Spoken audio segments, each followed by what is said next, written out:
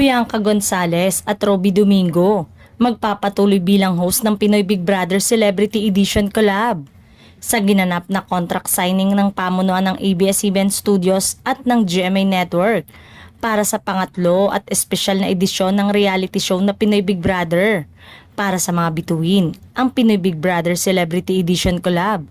kinumpirma ni Kapamilya Chief Operating Officer for Broadcast Cory Vidanes na mananatili at magpapatuloy bilang host ng naturang reality program sina Bianca Gonzalez Intal at Roby Domingo para sa naturang edisyon.